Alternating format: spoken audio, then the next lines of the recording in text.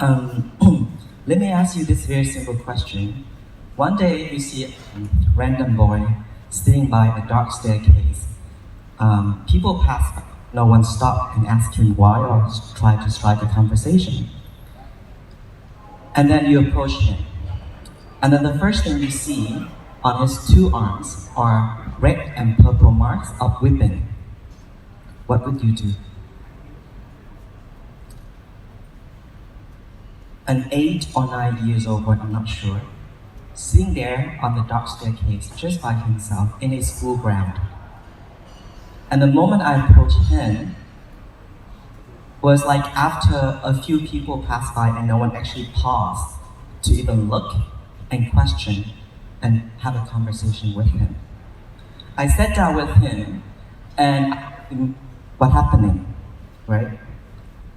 He didn't answer me. It doesn't matter how many times I asked him the same question, he still refused to answer. Of course, I had a meeting to run to, but something in my heart told me not to go to that meeting. It's a business meeting with a contract that's worth millions of dollars, and here I am with this little boy who probably does not have a dollar sign on him. So I forgo that meeting that was $1 million contract and sat down with the little boy. After multiple times asking the same questions, but failed, I started seeing him punching his hand on the wall, refusing to answer. As I saw the boy's hand getting redder and redder, I snapped his hand and told him something. If you want to hit something, you can hit me instead. Immediately, he snapped his hands back out of my hand. And in that little moment, like very tiny second, like a tiny second, I see in his eye and his face the most beautiful nature of human beings at its best. Innocent, naive, angelic, peaceful. And with that, he told me one sentence. You haven't done anything wrong to me. Why do I have to punch you? And with that, he told me the story. Very simple story. He and his friend fought in class. He was the one that started the first fight. Or his friend fought back. It was a kid in primary school. Everyone in primary school, right? But then the teacher came in without asking any question. The teacher punished him first and did not punish the other boy. Then he told me that why I know that I was at fault, but both of us fought. Both of us get hurt. And the teacher only called my dad. And then he told me that the whipping marks on his arm was from his dad. I didn't know what else to say, so I asked him. I knew that he was rumored in the school as the bully, unruly student in class. So I make a pinky finger with him. Can you promise me that anytime you want to hit a boy or a girl in class, just put a strike in the front cover of your notebook? Every single time I visit your class every Thursday, we're going to count how many strikes you got on the front cover of your notebook. And that number of strikes will be equivalent to the number of candies, pencils, erasers I will give you. And he did that. Every single Thursday, one of my jobs was to observe and coach and mentor teachers in one of the schools. And I came into his class, I tried my best not to miss a single Thursday afternoon, just to be able to visit his class. He kept that for 2 months, and one Thursday, I wish that he was the best learner in the class, he was behaving well, but then when the class just finished, another teacher came in, and she saw some trashing under the table. Without even asking the same question, with that prejudice that this was the most unruly kid in the class, she told him, why do you do that? I will call your dad and tell that you just trashed in the class. And just like that, the lion within the boy was unleashed, and that learning day was gone for him. I could stop the story here because if I tell you the later half of the story, I think it would cause us more pain than joy. But that tiny observations, that micro meeting, that little encounter that I had was not the only one. It set me on a journey nearly 3 years ago, that I started working with schools. traveling around the country of Vietnam from north to south, I think until this point I have worked with more than 50 schools. I help them to do curriculum design, train the teachers, build the school, build the quality management and control system for the school, and develop the leadership of the school. So I work with school from the north to the south, from Vietnamese public to private, from Vietnamese curriculum to bilingual to international, from the lowest ranked school to the most elite school in the country, from the school that is the highest premium that serves the upper income class in the society to the school that serves the working class in the society. Day in, day out, as I work with school, I realized that the story of that little boy is not unique. There are tons and tons of other stories of unheard voices of boys and girls in this country, and also in the world as well. So I try to find what are the systemic reasons that are so embedded in the system, in the mindset of teachers and parents and schools and leaders, that are so hard to unroot and fix, that are making kids literally or figuratively suffocated at school. And I figured out that after 40 school project and 100 school visit, I figured out that parents, teachers, school leaders, and a lot of adults have asked the wrong type of questions. And because they have asked themselves the wrong type of questions, they come up with a solution that, even though their original intention is to make things better, is actually make things worse. And these are the 5 questions that I have found. Question number 1. Instead of asking, how do students really learn? They ask themselves, how are teachers used to teaching? From kindergarten to college to graduate school, I have taught from 4 years old until like 30 years old. So I've taught kindy, grade 1, 2, 3, 4, 5, until grade 12, college students, MBA students, and master students. And I found that many, if not most of teachers, think that the way they're teaching is the way students learn. But that is not true. Students learn in a very different way that teachers think that my craft is the best way for students to learn, and they refuse to change the way they teach, because they believe that students don't know how to learn. So that's why day in, day out in class, instead of doing something to get to know the student's mindset, they just bombard information and pieces of knowledge into the student mind, whereas majority of that knowledge is accessible within a click of a mouse asking Google. It ended up that students get frustrated and get bored and got demotivated. They did not participate in class, they didn't pay attention, they didn't do any work, they didn't try to memorize these things. Eventually, the teacher used that as an excuse, and then they said something that hurt me the most. They said, oh, those students are stupid. I asked myself, who's really the stupid one here?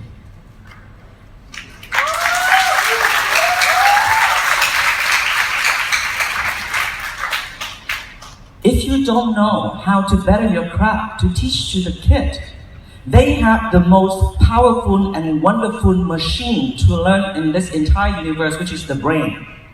If you don't know how to better your abilities and your skill set and your capacities to teach these students to tap into that wonderful universe and bring out the best in that, you are the stupid one. And that you fail in your teaching craft, you fail to acknowledge the limitations of your teaching of this system, and then use the stupid word as a way out. So that's question number 1. Question number 2. Instead of asking themselves what is the best for the brain of the students, they ask themselves what is the best for the scores of the students. Even though we know that getting the best score does not necessarily mean your brain is at its best development naturally. Teachers are the one work with the brain of the students the most, but surprisingly, they do know very little about that brain, how it's developed, what is the best rate of natural development for the brain of the child, What did the child go through? What are the influences on the child's brain every single day from the moment he or she wakes up to the moment he or she goes to bed? Yet they take the child as given. I see on a daily basis teachers, not all of them, but quite a few, touching the brain of the students, but at the same time exploiting and damaging the brain in negative ways, if not irreversible ways sometimes, which are often beyond their perception and their understanding. At the same time, all they focus on is how to get these students to achieve these scores. The score in the school is not enough now. They need to get the scores on competition A, competition B, contest X, examination Z, tons and tons of that. I count an average from grade 3 had at least 20 tests a year. And with the superstar wannabe, where the parents really want them to be going to Stanford, for example, or going to Harvard, for example, 40 examination and tests a year. I asked themselves, imagine that, remember that university graduation, university entrance exam you took back in the days when you finished grade 12 and want to apply to a Vietnamese university? Imagine I asked you to do that preparation all the way from grade 1 to grade 12. Would your brain be able to handle it? Did you like it? Yet, that is what they do to the students. There was one time at the school I worked with, the grade 2 parents insisted and sent an ultimatum to the school principal asking me to decide test the ability of their students. I fought tooth and nail to say no. If you want, I'm out of this school. If you want me to design a test and put students through test-taking session to prove that they achieve some standard, I'm out. Of course, I won in the end. Some parents decided to transfer their kids to another school.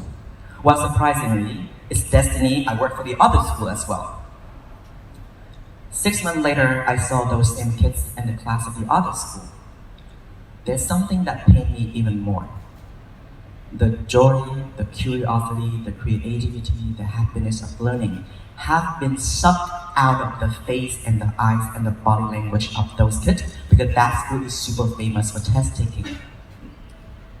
They have forgotten that human beings is not just Homo sapiens, we're not just wise, we also call Homo prospectus, which is we can imagine about the future. By letting kids sit through test-taking exams just to improve their scores, we are killing that powerful, wonderful ability of human being is to imagine about the future and then just let the kids focus on A, B, C, true, false, or a meaningless number of 7 or 10. I see a bunch of children dying, not in the literal meaning, but in the sense that their childhood has been engineered to take out curiosity, creativity, confidence, caring, and love, and fill with worksheets, homework, exam, test, score, standardize. Question number 3. Instead of asking what is the key for long-term success of a child and a student, they ask themselves, what is the key to use the student to compete with other school, other teachers, and other centers? I don't know how parents get this belief that early bloomers will always bloom beautifully and never fade away. And because of that belief is so embedded, that they somehow either intentionally or consciously partnering with school to make sure that their child blooms as early as possible. That's why they try to do a lot of things to make sure that the kids is well prepared for every single metric out there. The society or companies or organizations or conglomerates are spending a lot of marketing money to prove the validity of these numbers. I do agree that a moderate level of competition is healthy. It gives enough pressure to push someone to grow. But an intense level of competition consistently from day one of school to day end of school year is too much. It's taking away the intrinsic motivation to even enjoy learning just for the matter of learning. I want to learn that, and I don't want anyone to test me on that. I don't want a stupid number to measure my learning all the time. Sometimes, okay, fine, but not in every single situation. That is what's happening with the system and with the schools, some of the schools and some of the teachers I work with. They forgot that sometimes, if not very often, the skill to nail these tests are 180 degrees from what skills are needed to achieve success and happiness in the future, in real life. Yet, they are training students sometimes, if not a few times or many times, as like monkeys in running circus, repeating tasks, routines, schedules, the way it has been designed by these so-called experts who do not know a lot about the universe inside the child's brain. Question number 4. Instead of asking what is the key to happiness for the student, they ask what is the key to the school's fastest growth and the company's biggest profit. I want to pause here because I was part of one company like that. It was a history of me that finally I put an end to it.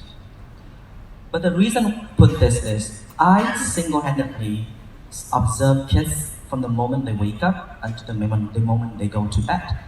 Not just with my nephews and nieces, but with my students and the school I work with.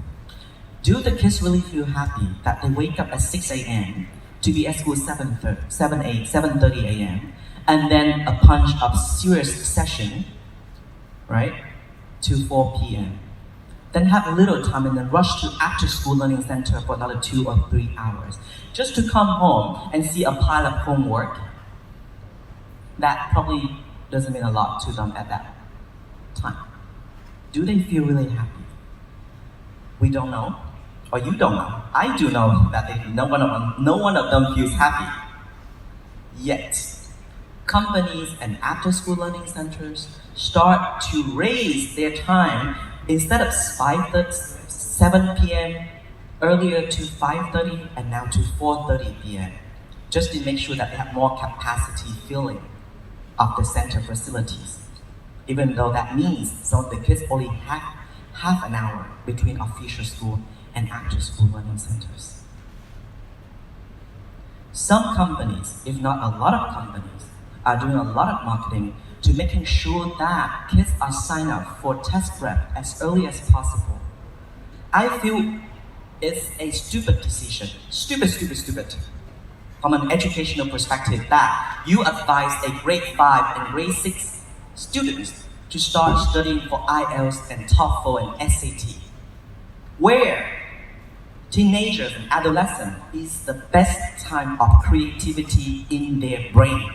That is the most powerful time of explosions of ideas and creativity, of exploration, of wanting to cross borders. Yet you squeeze them into a boxes of A, B, C, D, where there's only one correct answer. But in life, there is no one correct answer to anything, even in science. I tend to get my students essays to write, very simple essays. The students that I gave, they love writing, so I gave them the essay. Tell us about what makes you feel happy. When is your happiest time in school? The students one student left the page empty. I asked him why. He said, it's grade 1. Grade 1 is when I was happiest at school. But sorry teachers, the past 7 years have been so overwhelming that I forgot how great and wonderful grade 1 was. So I left the page empty. Question number 5, my tummy is out, I'm trying to wrap it very quickly. Instead of asking, what do students want? They ask, what do parents want? They believe that schools are for parents, and parents are customers, are the payer. They are God. But schools are not for parents. Schools are for students. And the God here, if there is a God, is not parent. The God here that we should serve is the kid. Yet, this is what schools do to please parents, the so-called God and customers. More sessions a day, more advanced stuff pushing to lower grade, more tests introduced as early as possible. Students are more signed up. I signed up for increasingly more and more extracurricular activities, even though some of that activities do not have educational values. It's an overloaded day for the students. Some of them, if not many of them, do not want that day. That's why I feel like their schedule and their learning is under the manipulation of adults, most of whom do not necessarily know what true education really means at its core. That's why they engineer the child's life in a way that pleases them, but not really at the best of the student. That's why somewhere out there, kids are suffocated. If I had not chosen this path and this education in particular, I would never meet those kind of stories like the little boy that I met in the beginning of my story. Yet, the more I met, more I saw, the more I witnessed, the more I worked with, I felt like it's a crime or a cowardly act to not speak up, to not write more for the kids who do not have a voice or their voice are not heard. I felt like it's a crime or a cowardly act to not fight for what true education is. Some haters actually message me on Facebook and say that, why are you writing these things?